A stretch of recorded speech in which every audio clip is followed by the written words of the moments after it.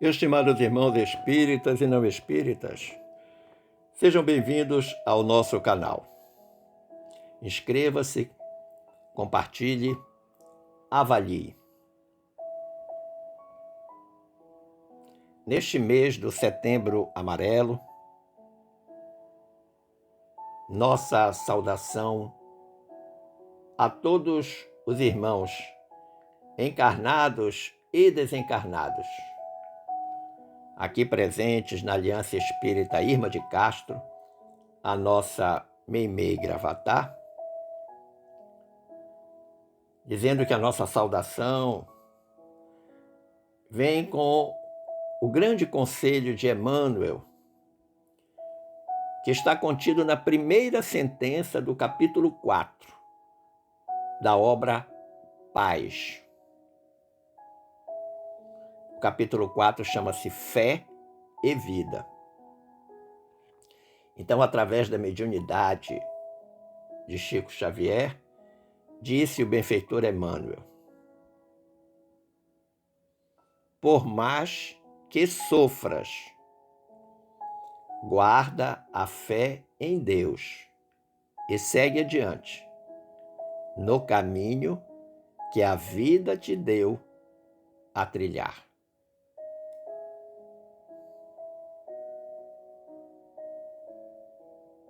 Com este pensamento, quando eu li este pensamento,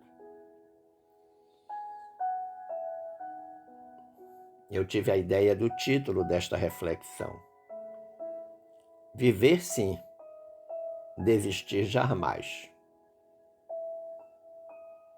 Por mais que nós soframos, Deus nos quer no caminho do progresso espiritual. Como dizia o Chico Xavier, na vida tudo passa, à exceção do amor de Deus, que é sempre permanente em nossas vidas.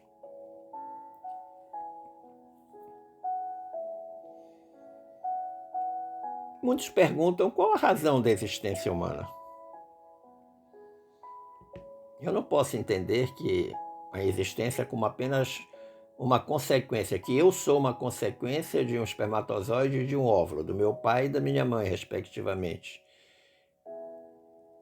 e que criou um ser que ficou albergado 9 meses num útero, que nasceu de parto normal a cesariana, eu fui normal,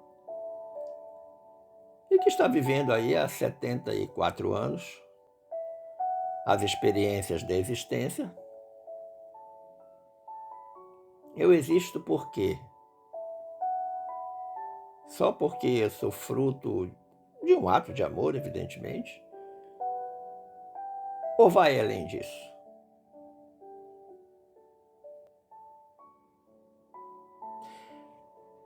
Nós aprendemos na questão 132 de O Livro dos Espíritos que Deus impôs ao homem a encarnação para fazê-lo chegar à perfeição. Que para uns é expiação, para outros é missão. Agora, para alcançar essa perfeição, diz os Espíritos, tem que sofrer todas as vicissitudes da existência corporal. Então a gente já entende que nós estamos vivendo a existência. Neste corpo físico há um espírito encarnado que recebe o nome de alma.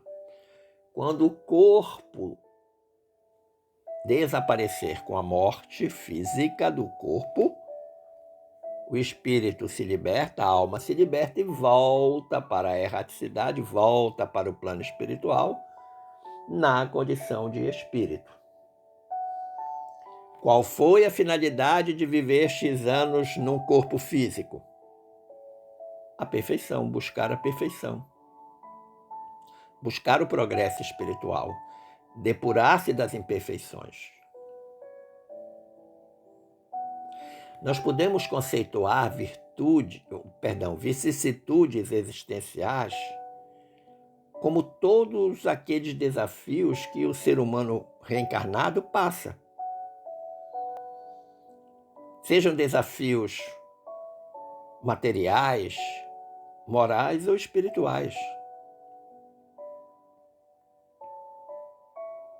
O homem pode até reclamar da existência, das dificuldades da sua existência, mas não pode arrepender-se da existência em si mesma. Por uma razão simples.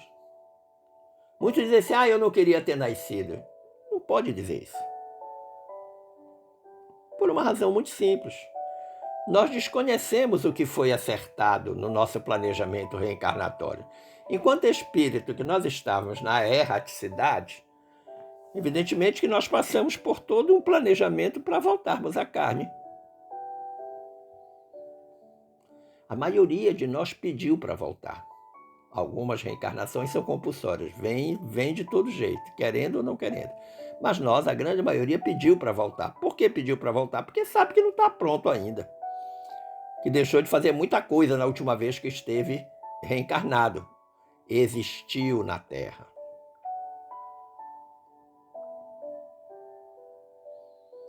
Ora, se eu não sei o que foi acertado no meu planejamento reencarnatório, eu não posso negar a minha existência, eu não posso amaldiçoá-la, eu não posso reclamar dela. Muito pelo contrário, eu tenho que bendizê-la, porque a existência que eu estou vivendo é uma bondade divina, é uma oportunidade divina, é o amor de Deus se manifestando para comigo, enquanto espírito, enquanto sua criatura, para que eu melhore, para que eu progrida. Eu, você e todos os que estão na Terra. Agora, para alguns, quando sobrevêm as dificuldades, não sabe o que foi acertado lá no planejamento reencarnatório, minha vida tá vazia, tá horrível, não tem mais sentido, não sei por que eu estou vivendo, que coisa mais chata, a vida dos outros dá certo, a minha só dá errado. Para alguns, sobrevém então a ideia de acabar com a existência, naquilo que se codificou chamar de suicídio. Essa é uma palavra que eu acho pesadíssima, por todos os significados que ela encerra. O confrade Haroldo Dutra Dias diz que dos espíritos presentemente reencarnados, tem na sua história espiritual, pelo menos um evento de suicídio. Em uma determinada reencarnação, suicidou-se. Quando ele deu essa informação numa palestra que eu assisti no YouTube, ele não justificou, mas fez esse comentário. É fato que a epidemiologia do suicídio, ou seja, o estudo de suas causas, de sua ocorrência, é chocante. Absolutamente chocante. De acordo com dados da Organização Mundial da Saúde, 322 milhões de pessoas no mundo sofrem de depressão. Causa fundamental do suicídio. Agora, menos de 10% dessas pessoas recebem o tratamento adequado, de natureza médica. No Brasil, aproximadamente 11 milhões e meio de pessoas sofrem com a depressão. E o último estudo realizado sobre o progresso da depressão mostrou que a doença em 10 anos cresceu mais de 18%. E o Brasil é o 5º país em maior número, de maior prevalência do suicídio. 2 pesquisadores, a Brenda Barbosa e o Francisco Teixeira, fizeram uma pesquisa muito interessante sobre o suicídio e publicaram um trabalho científico numa revista chamada Research Society and Development, Pesquisa Sociedade e Desenvolvimento, que é a tradução, que é o volume 10, número 5 dessa revista, no ano de 2021, 2 anos passados. E eles dizem assim: o suicídio é um fenômeno de causas multifatoriais, no qual o indivíduo atenta contra a sua própria vida. É a terceira causa de mortes no mundo, e o Brasil está entre os 10 países com maior número de casos. Isso é assustador, né? Terceira causa de morte no mundo. Mais de 800 mil pessoas se suicidam todos os anos, representando uma morte a cada 40 segundos, enquanto no Brasil é uma morte a cada 46 minutos. Se no mundo é em segundos, no Brasil é em minutos. Os mais acometidos, diz o estudo, são homens, brancos, solteiros e de baixa renda. E a faixa etária de maior incidência é de 15 a 29 anos. Isso é um dado chocante. Jovens acabando com a própria vida. E os pesquisadores dizem mais. Existem fatores preponderantes para que o suicídio, ocorra, tais como as doenças mentais, aspectos sociais e psicológicos e condições de saúde do indivíduo. Tem-se como destaque, como a maior causa do suicídio, com 35,8%, os transtornos mentais. A região brasileira com maiores índices é a região sudeste, seguida das regiões sul, nordeste, centro-oeste e norte. Então a nossa região, a nordeste, está em terceiro lugar na ocorrência do suicídio. E a que menos tem é a região norte. Mas quando a gente está conversando, refletindo sobre o suicídio, sobre desistir da vida, dizer não à existência, a gente precisa recordar que lá na quarta parte do Livro dos Espíritos, a quarta parte trata das esperanças e consolações, Allan Kardec e seus colaboradores espirituais dedicaram um item específico sobre o suicídio, que vai da questão 943 à questão 957. 14 questões sobre o suicídio. E na 943, o Kardec perguntou: donde nasce o desgosto da vida que, sem motivos plausíveis, se apodera de certos indivíduos? Kardec está querendo saber por que as pessoas ficam tão desgostosas com a própria vida, com a sua existência. E ele fala sem motivos plausíveis, ou seja, são coisas que aparentemente não são capazes de ser identificadas. Aí os espíritos responderam para Kardec: efeito da ociosidade, da falta de fé e também da saciedade. Olha que interessante. Outra trilogia. Falta de fé, ociosidade e saciedade. Ociosidade, não tem o que fazer. Mente vazia, oficina do diabo, diz o ditado popular. Da falta de fé. Fé, esse instrumento que faz a ligação entre Deus e o homem e Deus. Fé é um instrumento que mede a distância entre o homem e Deus, numa relação inversamente proporcional. Quanto maior for a distância, menor é a fé. Quanto menor for a distância, maior é a fé. Fé é a minha proximidade com Deus, a minha, a sua, de todos nós. E também a falta da saciedade. Perdão, falta não. A saciedade como um elemento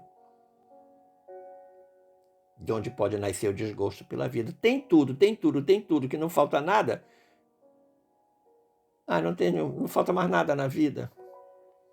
Eu tenho tudo, mas sou infeliz. Por que sou infeliz? Porque nada me satisfaz. E aí os espíritos disseram: para aquele que usa de suas faculdades com fim útil e de acordo com suas aptidões naturais, ou seja, de acordo com as minhas potencialidades, o que é que eu consigo fazer? O trabalho nada tem de árido e a vida se escoa mais rapidamente. Não é no sentido de que a gente fica mais velho mais rápido, não. Se escoa no sentido de que os dias são mais felizes, mais leves, mais light. Agora eu tenho que fazer alguma coisa, não apenas do ponto de vista da minha atividade profissional, aquela que garante o meu sustento. Não, para além disso. E os espíritos disseram: ele lhe suporta as vicissitudes com tanto mais paciência e resignação, quanto trabalha com o fito da felicidade mais sólida e mais durável que o espera. Olha que interessante. Ou seja, nós temos que estar preparados para enfrentar dificuldades. Agora, uma forma boa de enfrentar dificuldade é trabalhando, fazendo as coisas, por mim, por você e pelo próximo. E existem duas condições essenciais para enfrentar as dificuldades da vida, as vicissitudes, que é a paciência e a resignação. Paciência porque, como dizia o Chico, tudo passa. Resignação é necessário. Ninguém passa por aquilo que não lhe é necessário. Senão não haveria justiça divina. Tanto a ciência médica quanto a ciência psicológica, como também o espiritismo, colocam que a causa mais comum do suicídio é a depressão.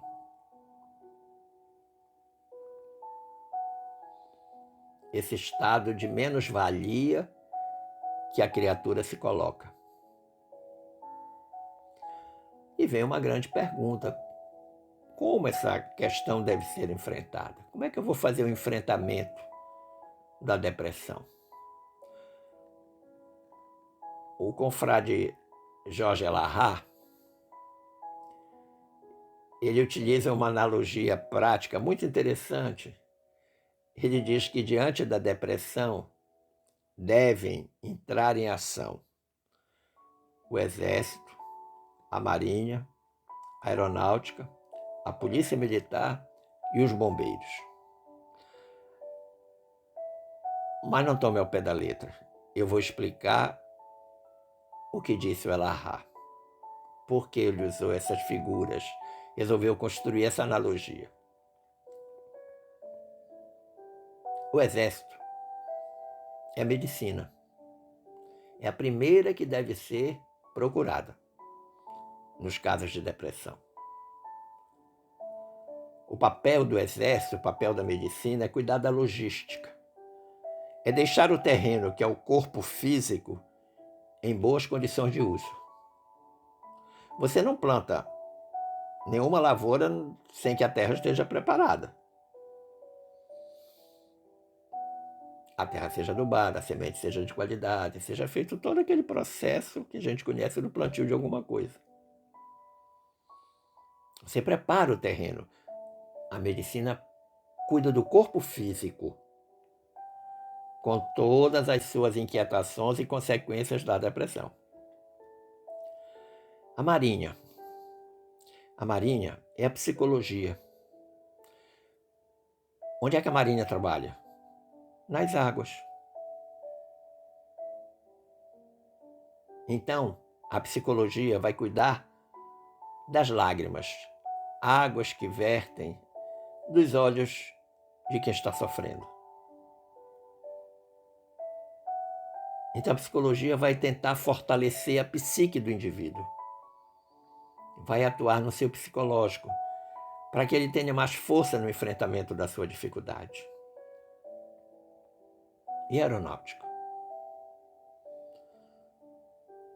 Ação da aeronáutica no ar, no espaço infinito. Não apenas dos pequenos aviõezinhos, como também dos foguetes supersônicos. Aeronáutica é a doutrina espírita. Ela vai cuidar daquilo que é etéreo, ela vai cuidar do espírito. Através das ferramentas fluídicas e magnetizadoras, a elas se associando à formação do conhecimento. É preciso que haja a formação do conhecimento espírita. A polícia militar é a família. É a família garantindo a ordem e o funcionamento das coisas. E os bombeiros? Quem são os bombeiros? Os amigos. Todos os amigos.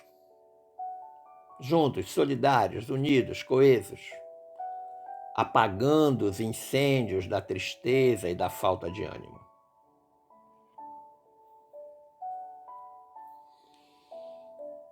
Mas algo é comum em todos os expositores espíritas que falam sobre depressão e suicídio. A primeira ação é médica. Não vai adiantar você perceber que tem algo sofrendo depressão e de imediato levar para a casa espírita. A primeira ação é médica. A depressão requer um diagnóstico médico. Alguém que saiba interpretar os sinais e os sintomas do paciente, que normalmente deve relatar uma sensação persistente de tristeza. Vai dizer que perdeu o interesse pela vida. E claro, estas circunstâncias vão causar vários sintomas físicos e comportamentais. Quem está permanentemente triste e acha que a vida não tem mais sentido, adoece. E aí pode acontecer alteração do sono, do apetite, do nível de energia, da concentração, do comportamento da criatura, o comportamento diário dele em casa, no trabalho, onde ele estiver. A autoestima é derrubada.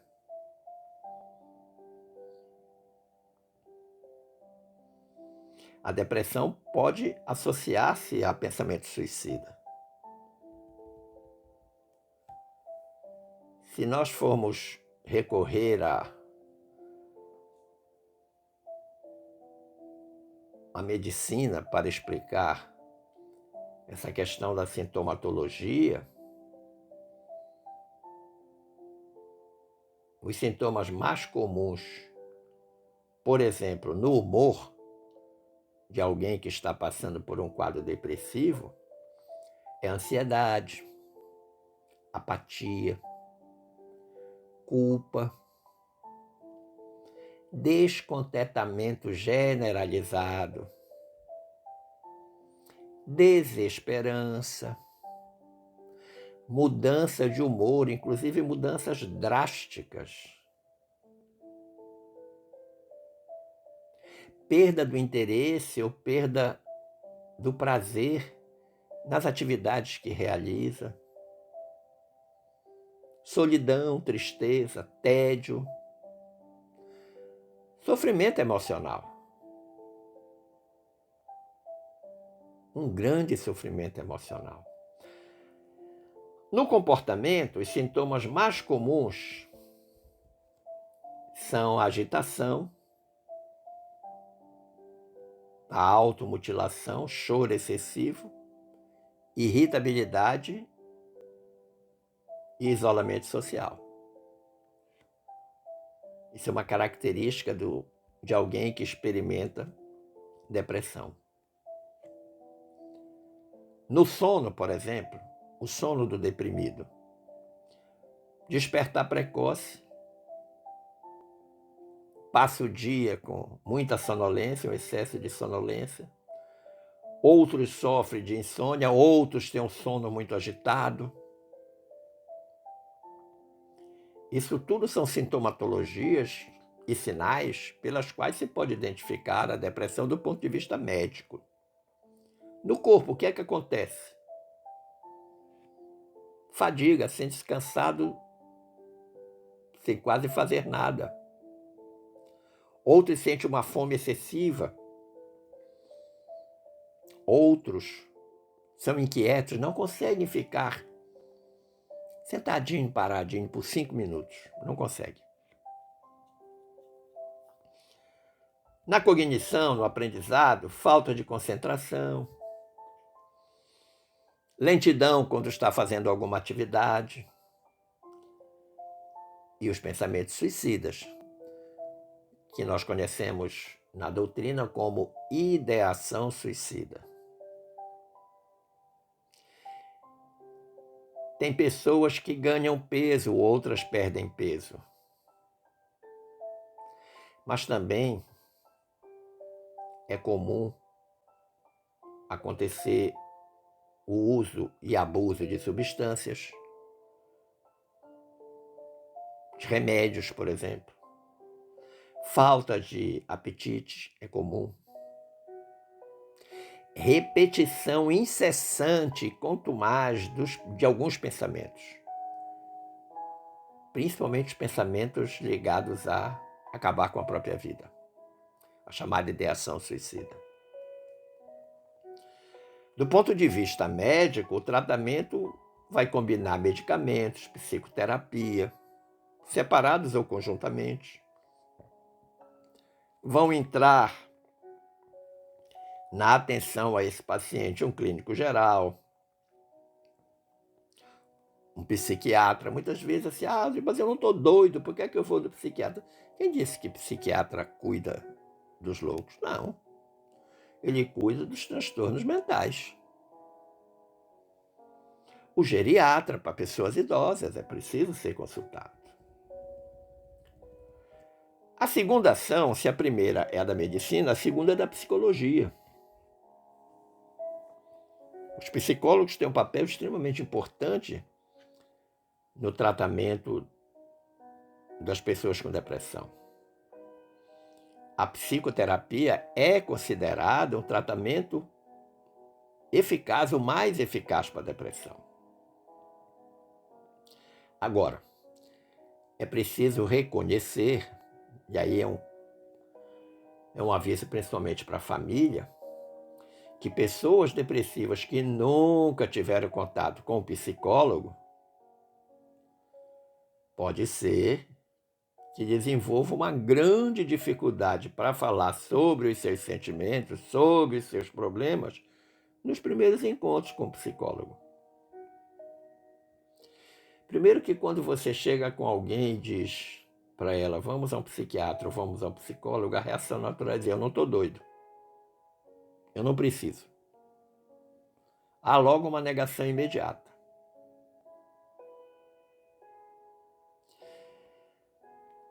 Na questão do atendimento psicológico, é preciso pontuar com exatidão o motivo de tanta tristeza, da insatisfação com a vida.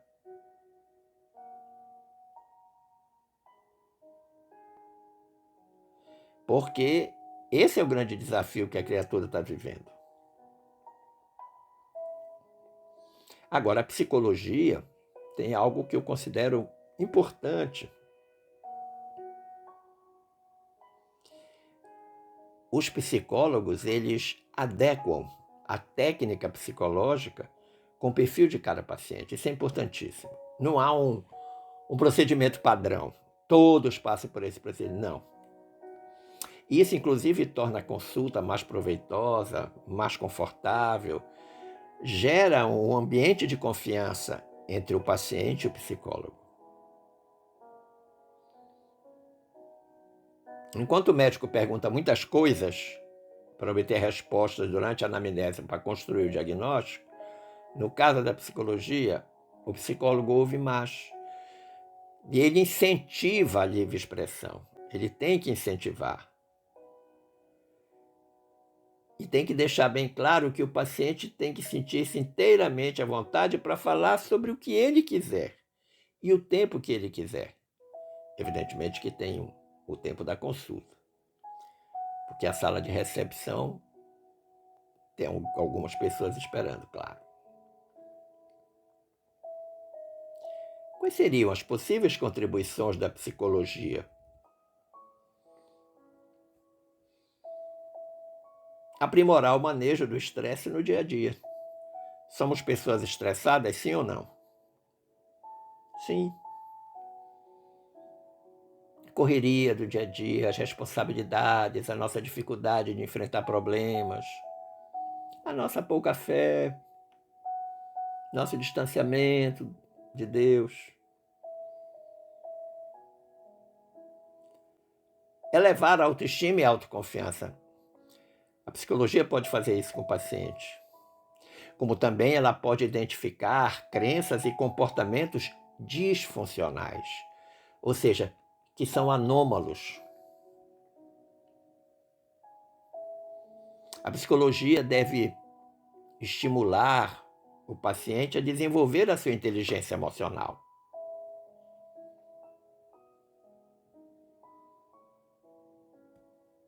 Ela deve buscar os relacionamentos e as experiências negativas de vida da criatura para, com ele, reconstruir o verdadeiro significado, o verdadeiro sentido. Estabelecer hábitos saudáveis, principalmente hábitos de comportamento.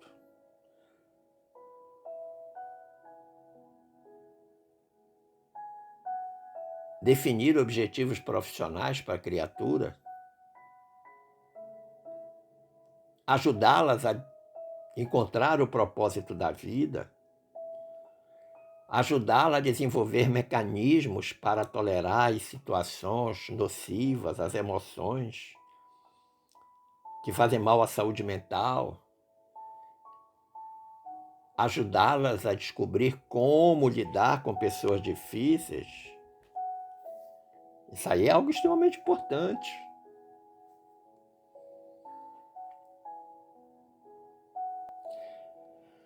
A primeira ação da medicina, a segunda da psicologia, a terceira da doutrina espírita. Aí chega a doutrina espírita, ou doutrina dos espíritos, ou o espiritismo, com as suas contribuições.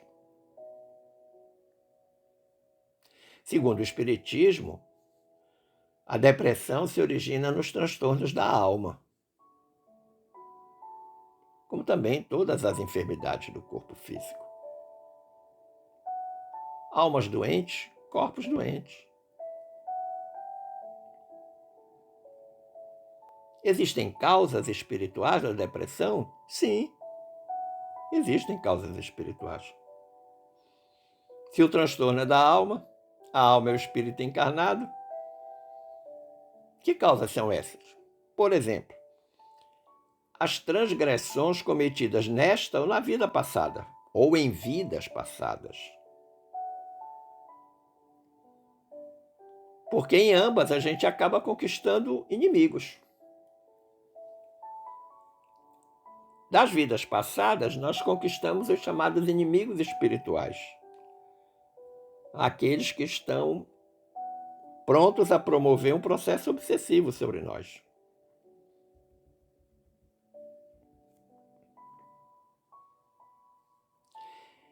Do ponto de vista espiritual, quando por algum motivo nós infringimos a lei natural, a lei de Deus, feita para a felicidade do homem, o homem só é infeliz quando dela se afasta. Pergunta que abre lá a terceira parte das leis morais do Livro dos Espíritos. Quando a gente infringe a lei e toma consciência do erro que cometeu, nós temos dois caminhos a seguir, sempre. Mas é questão de escolha. livre-arbítrio. No primeiro caminho, toma consciência, errou, cometeu uma imperfeição, tomou consciência, põe a mão na cabeça e diz: meu Deus, errei. Terceira fase, arrependimento. Remorso de ter feito a coisa errada. Sobrevém um estado de tristeza, claro. Poxa vida, magoei fulano, beltrano, ciclano, fiz o que não devia ter feito. Fica triste, mas busca forças na alma e vai para a fase de reparação. Então, recapitulando os estágios: erro, consciência, arrependimento, tristeza, reparação. Essa é a parte mais difícil para muitos. O segundo caminho que pode ser seguido: erro, errei, poxa, não, que coisa. Tomo consciência dele, não podia ter feito. Culpa, remorso. Aí sente-se culpado, mergulha no remorso e aquilo se torna uma ideia fixa. Eu não devia ter feito, mas porque eu fiz isso? Eu não devia ter feito, mas porque eu fiz isso? E não sai dessa toada. Fica se martirizando, se culpando, se sentindo a última das pessoas. E vai se torturando, e vai se torturando. E isso cada vez mais vai crescendo, até que atinge o estágio da depressão. Você perdeu para si mesmo. Não conseguiu vencer a tristeza reparando o seu erro, que estava no caminho anterior. Na perspectiva espírita, existem 3 sintomas que são muito comuns, melhor dizendo, nas pessoas com depressão. Vontade de chorar. Uma vontade que, do nada, sente uma vontade e chora bastante muitas vezes, sem causa aparente. O Espiritismo ensina que isso pode ser em função da mediunidade da pessoa, como também pode ser uma ação de obsessor.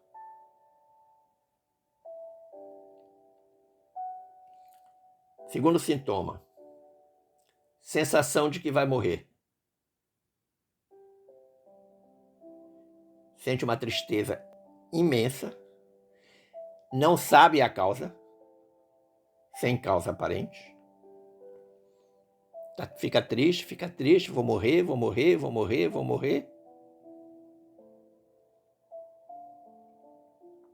E se ele considerar que o problema que está enfrentando ele não consegue solucionar,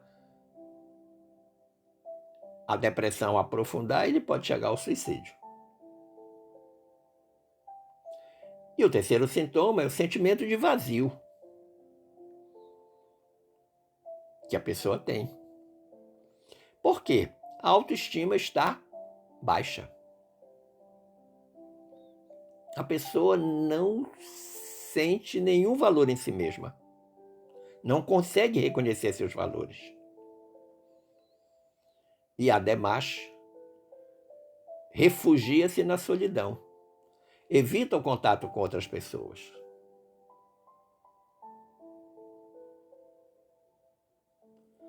Mas existe um aspecto que está presente na depressão e que eu considero que é extremamente importante, que é a falta do auto-amor.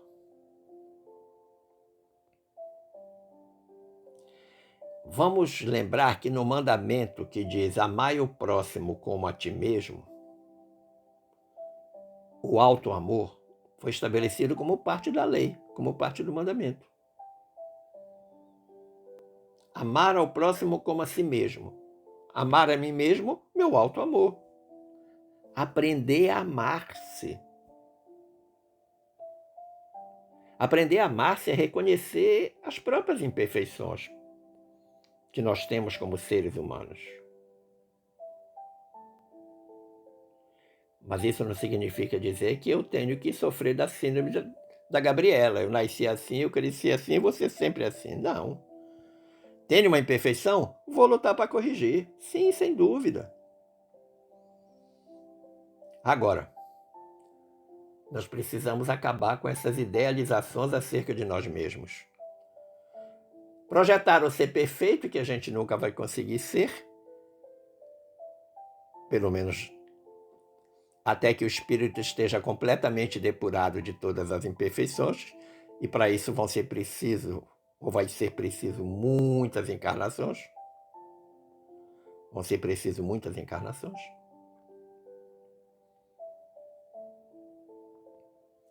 Autoamar-se é respeitar o próprio limite.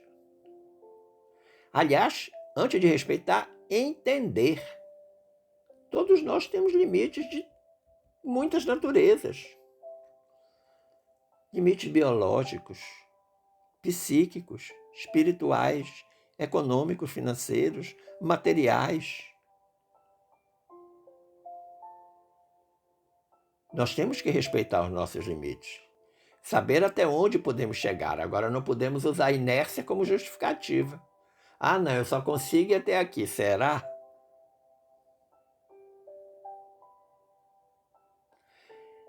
Uma outra condição importante é cultivar o auto-perdão. Cultivar o auto-perdão não significa dizer que toda bobagem que você fizer, automaticamente já estou perdoado. Ah, eu já me perdoei, não preciso mais me preocupar com isso. Não é por aí que a procissão caminha. É diferente. Auto-perdão é eu ter certeza de que eu tenho ampla possibilidade de melhorar. Que aquilo foi um evento, foi uma circunstância e que eu vou fazer todo o esforço para não repeti-la.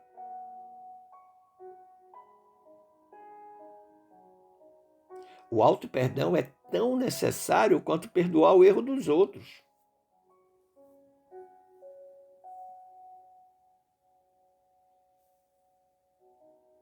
Nós precisamos nos absolvermos das culpas que nós mesmos causamos pelos nossos erros com as outras pessoas. Para que lá na frente a gente não gere mais sofrimento e mais culpas.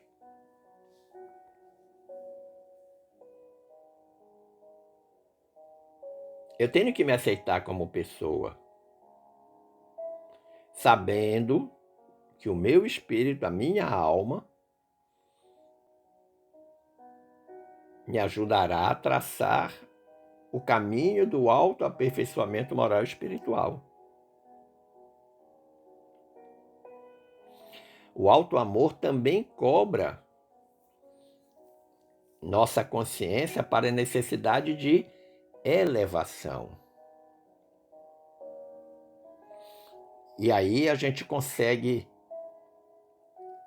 viver com sentimentos mais saudáveis. E é assim que a gente consegue espiritualmente chegar onde gostaríamos.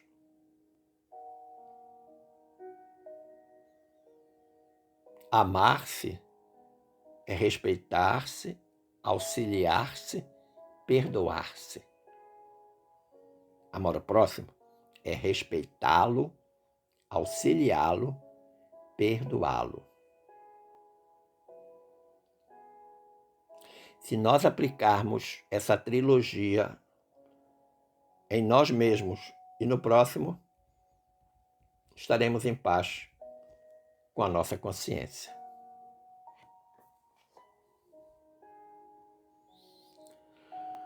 Conclusivamente, por maiores que sejam as dificuldades do caminho, nós precisamos confiar em Deus. Porque Deus nos criando a vida do Espírito, Ele vai nos defender e nos amparar em todos os momentos difíceis. Ele é o nosso Criador, nós somos as suas criaturas. Ele nos ama. E nos ama muito. Agora, se nós queremos verdadeiramente nos premunirmos contra o suicídio, nos precatarmos, nos precavermos para que essas ideias não nos visitem, o melhor meio é o trabalho, é trabalhar no que a vida nos confia. Que não é apenas o trabalho profissional, aquele que mantém, que nos sustenta, que mantém as nossas necessidades humanas. Não, é mais do que isso. Trabalhar no sentido de esforçar-me em superar minhas dificuldades, corrigir minhas imperfeições. Trabalhar comigo, trabalhar para mim mesmo, mas trabalhar para o próximo.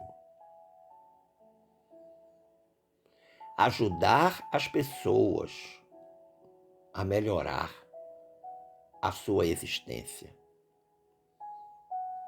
Ajudar materialmente, ajudar psiquicamente, fisicamente, economicamente, financeiramente, espiritualmente. Por quê? Porque o trabalho, invariavelmente, dissolve todas as sombras que possam envolver a nossa mente. Sim, porque mente vazia é a oficina do diabo, já falei anteriormente. Se eu estiver trabalhando, não apenas na minha atividade profissional, mas nas atividades em prol do crescimento humano das outras pessoas, todas as sombras que de mim queiram se aproximar serão espantadas, serão dissolvidas.